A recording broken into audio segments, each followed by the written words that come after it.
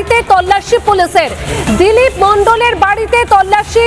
দক্ষিণ 24 পরগনার বিষ্ণুপুরের বিধায়ক দিলীপ মণ্ডল বাহিনী নিয়ে পৈলানের বাড়িতে তল্লাশি পুলিশের। আগে তৃণমূলের বিজয় মিছিল হয়, সেখানে যেটি জানা গিয়েছে বিধায়ক সোশ্যাল মাধ্যমে হুমকি দেয়। এই নিয়েই বিরোধীরা মূলত তারা অভিযোগ করে ডায়মন্ড জেলা পুলিশের। পাশাপাশি যেটি বিধায়ক ঘনিষ্ঠ সূত্রে জানা গিয়েছে যে এই যে হুমকি কারণ হলো বিজেপির বিভিন্ন মাধ্যমে সোশ্যাল মাধ্যমে তারা হুমকির পোস্ট করতে থাকে। তারপরেই কিন্তু তল্লাশি এমনটাই কিন্তু বিজেপির পক্ষ থেকে যেহেতু থানায় অভিযোগ করা হয়েছিল সেই জন্যই কিন্তু এই তল্লাশি পুলিশে।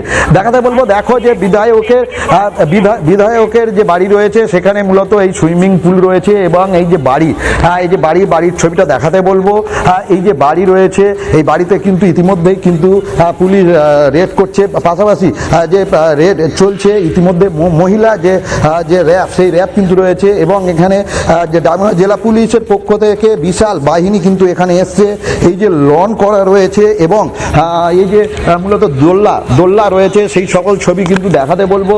যে আমি আমার ভিডিও জার্নালিস্টকে যে দোল্লা রয়েছে, লন করা রয়েছে, সুইমিং পুল রয়েছে, বলা চলে বিলাসবহুল বাড়ি কিন্তু ইতিমধ্যেই পুলিশ কিন্তু তাদের নিজেদের হেফাজতে নিয়েছে। তবে বিধায়ক কোথায় রয়েছে সেই যেমন তল্লাশি চালাচ্ছে, বিভিন্ন জনকে জিজ্ঞাসাবাদ চালাচ্ছে, ঠিক তেমনইভাবে কিন্তু তার বাড়ির বাইরে দেখা যাবে আশেপাশের যারা প্রতিবেশী রয়েছে তারা কিন্তু তার বাড়ির বাইরে ধীরে ধীরে ভিড় জমাতে শুরু করেছে।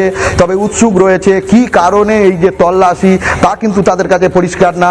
তবে কিন্তু যেটা জানা গিয়েছে এই যে বিধায়কের ঘনিষ্ঠ সূত্রে যেহেতু পাল্টা পোস্ট হুমকি এই সকলের জন্য জেলা পুলিশে অভিযোগ দায়ের করেছে। এবং এই যে বাড়ি দেখতে পাচ্ছ বিলাসবহুল বাড়ি, সুইমিং পুল, যে লন করা রয়েছে, দোল্লা রয়েছে, তার বাড়িতে ইতিমধ্যেই কিন্তু পুলিশের পক্ষ থেকে তারা কিন্তু রেড করছে বা তল্লাশি জারি রেখেছে।